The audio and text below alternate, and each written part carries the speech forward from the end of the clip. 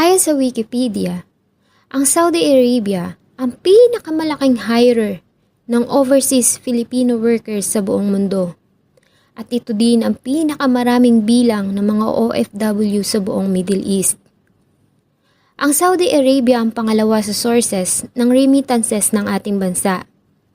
Nagsimula umano ang pagdating ng mga Filipino sa Saudi Arabia taong 1973 nang mag-migrate doon ang grupo ng Filipino engineers na sa kasalukuyan ay nagtatrabahong staff sa Arabian Embassy dito sa Pilipinas. Taong 2008 ay 300,000 na job orders ang inoffer nito para sa mga kapwa nating Filipino.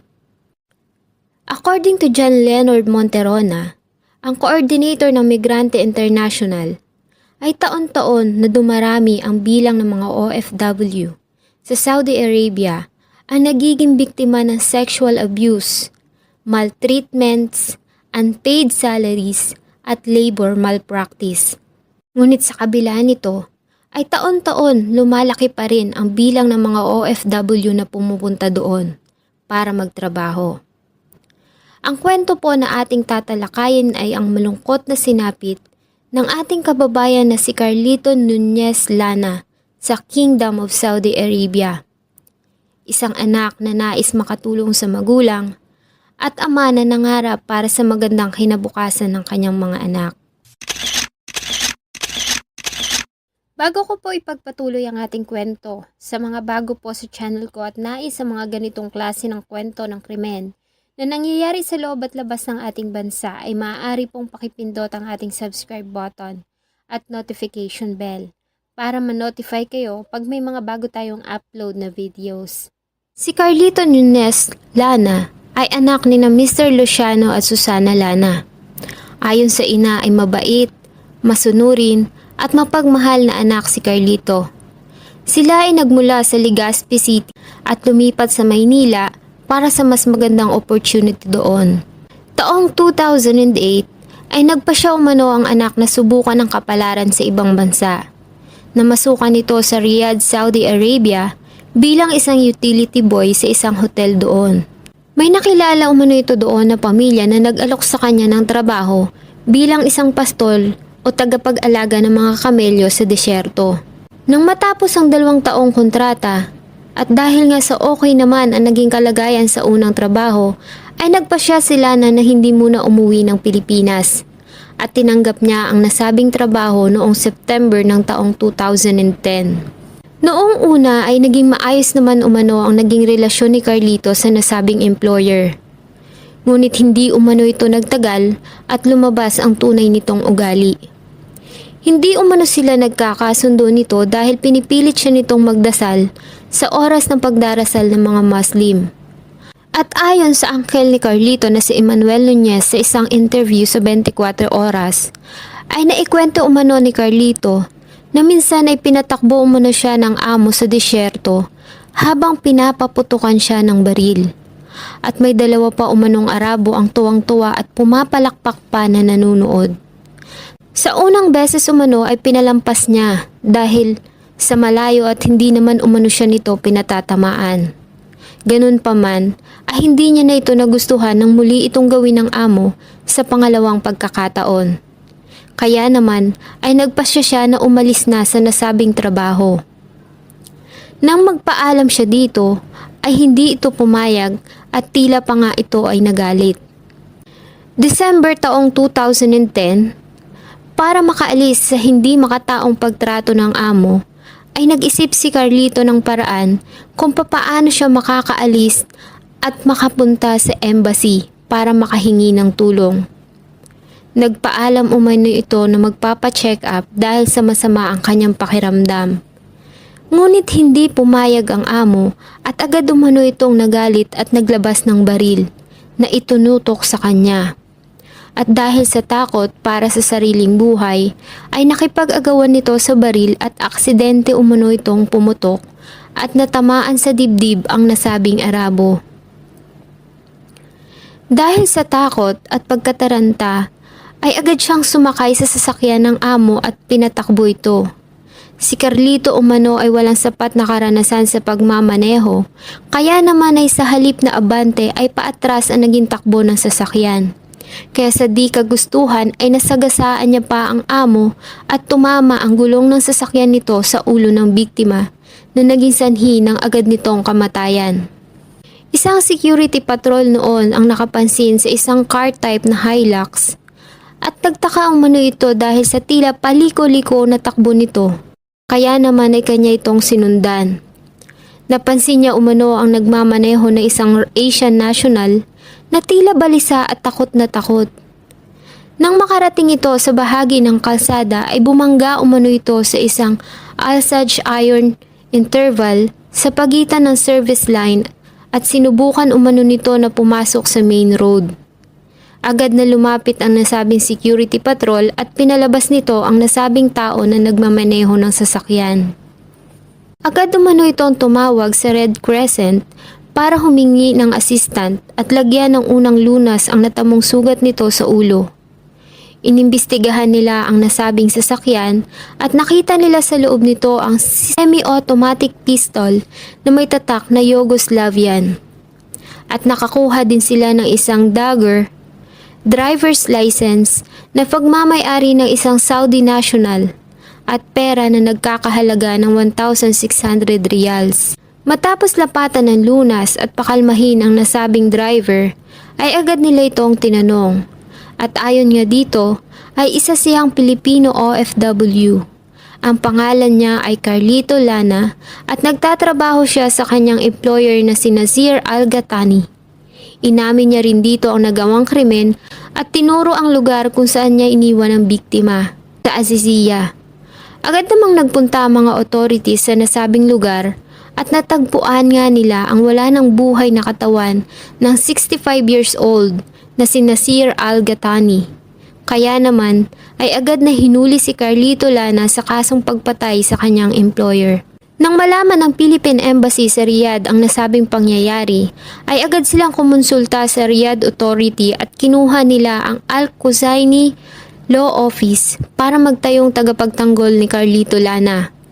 At noon ngang January 4, 2011, matapos ang nasabing pagdinig sa General Court o Court of the First Instance, ay nahatulan si Carlito Lana ng death penalty by beheading. Gumawa ng hakbang ang ating Philippine Embassy at sinubukang kausapin ang pamilya para humingi ng affidavit of forgiveness o yung tinatawag nila na tanazul. Ayon kasi sa Sharia law, ang mga naiwang pamilya ng biktima ay may karapatang magdesisyon kung magbibigay ito ng tanazul kapalit ng blood money o itutuloy ang hatol na binaba ng korte ng unang pagdinig. Ngunit nabigo sila na makakuha ng nasabing affidavit of forgiveness.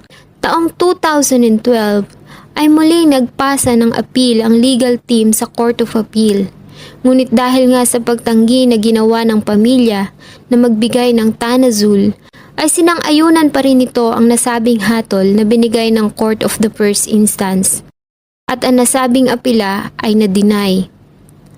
Ayon naman kay DFA spokesman Raul Hernandez, sa kabila umano ng pagtanggi ng pamilya na magbigay ng tanazul, ay gumawa pa rin sila ng representasyon para mahimok ang mga ito na pagbigyang makaligtas sa kamatayan si Lana.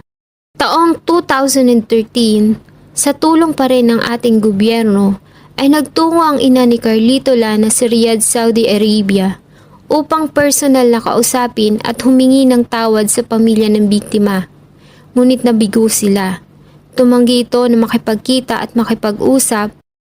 Nanindigan ng mga ito na tanging ang kamatayan lang ni Carlito Lana ang makakapagbigay sa kanila ng kaginhawaan.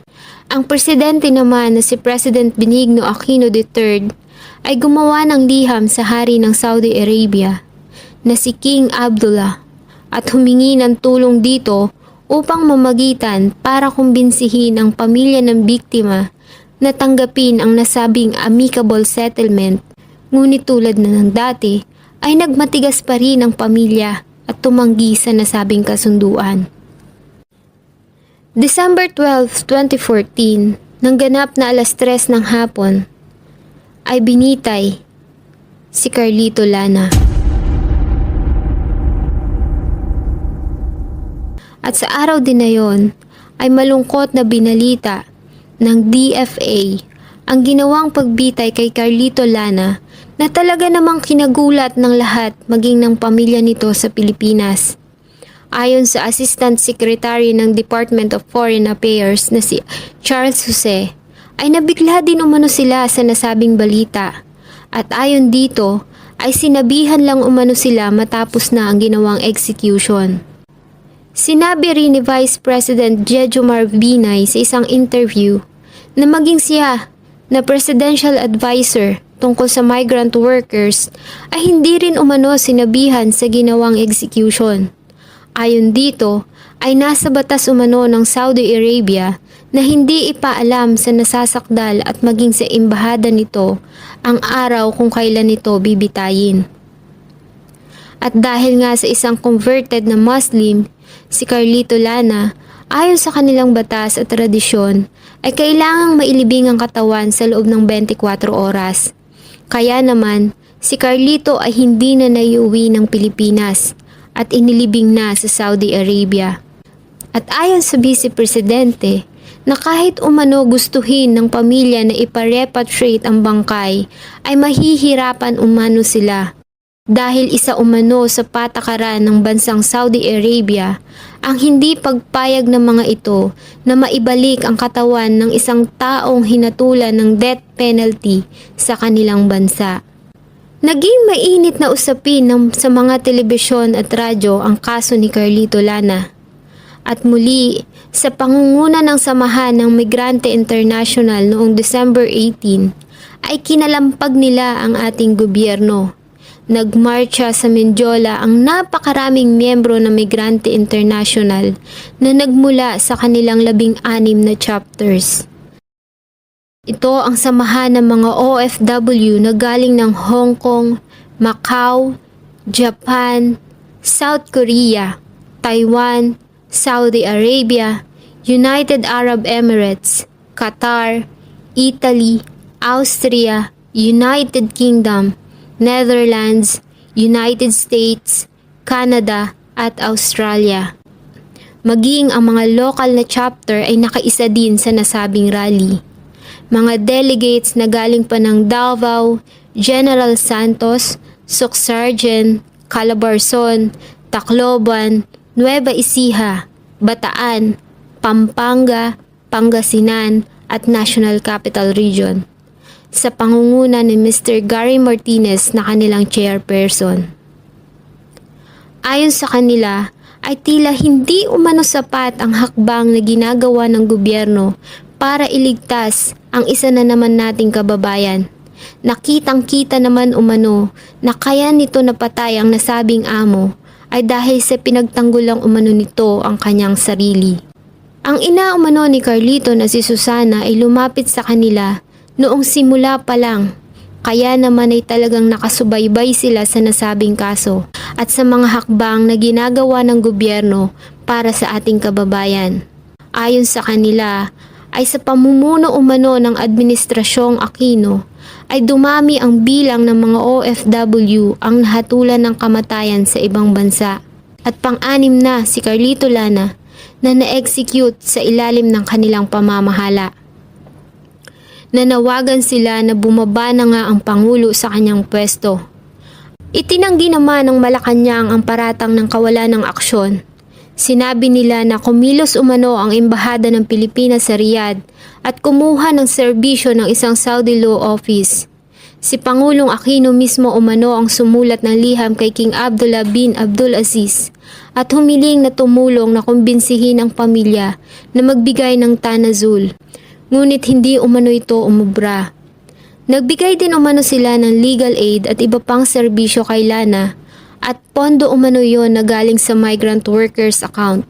Ngunit ayon sa Department of Foreign Affairs ay may limitasyon ang halaga ng tulong na pinapayagang ibigay sa isang OFW. Ayon din sa Department of Foreign Affairs ay na-provide umano ng Philippine government ang lahat ng mga dapat gawin para masigurado na maprotektahan ang karapatang pantao ni Carlito Lana sa buong judicial process. Ayon din sa kanila, si Carlito daw ay nabigyan ng patas na paglilitis at nag-provide din ang Philippine Embassy ng mga abogado na under ng Al-Qusayni Law Office para ipagtanggol siya sa korte. Nag-facilitate din ang ating government ng 2 beses na pagbisita ng ina ni Carlito sa Riyadh kung saan siya nakakulong. Maging ang noon ay Valenzuela City Congressman na si Win Gatchalian na member ng Nationalist People's Coalition o NPC ay naglabas din ng kanyang pahayag. Ayon sa kanya ay ginawa umano ng Philippine government at Philippine Embassy sa Saudi Arabia ang lahat para iligtas ang ating kababayan. Ngunit sadyang naging firm ang desisyon ng pamilya na hindi nagbigay ng affidavit of forgiveness. Kaya naman walang nagawa ang gobyerno ng Saudi Arabia kundi ituloy ang nasabing hatol. Maging ang Communication Secretary noon na si Herminio Coloma Jr. ay nagsabi sa isang pahayag sa Radio DZRB na tinutukan daw umano ng gobyerno ang kaso ni Carlito Lana, ngunit sadya umanong naging firm at desisyon ng pamilya ng biktima. Nangako naman ang gobyerno na tutulungan ang pamilyang naiwan ni Carlito Lana. December 17, 2014 ay nagbigay ng financial assistance si Senator Cynthia Villar at maging ang samahan ng mga OFW sa pangunguna ni Susan Ople. Nagpahayag naman ng pasasalamat ang ina ni Carlito na si Nanay Susana sa ginawa umanong tulong ng gobyerno para sa kanyang anak. Ayon sa kanya ay sinisikap niya umanong magpakatatag at iyon din umano ang huling sinabi sa kanya ng anak na si Carlito nang huli niya itong makausap. Sabi niya nga po sa akin, nanay, tanggapin na natin. Iano nyo na lang ang sarili mo, tibayan mo ang loob mo. Kasi ikaw lang ang inspirasyon ko na kaya ako lumalakas na nabubuhay pa. Sabi ng anak ko. Kasi talagang nakita ko siya nakaposas. Tapos payat siya. Siyempre, sa loob ng 4 na taon, nung kulang siya nakita. Para po sa inyong opinyon, sapat nga ba ang ginawang aksyon ng ating gobyerno para ipaglaban ang karapatan ng ating kababayan na si Carlito Lana? Sana po ay nagustuhan nyo ang isa na namang kwento na akin pong ibinahagi. Marami pong salamat sa inyong patuloy na pagtangkilik sa akin pong mga videos. Huwag nyo pong kalimutang mag-iwan ng inyong saloobin at suggestion sa atin pong comment section. Thank you so much po and see you on my next video.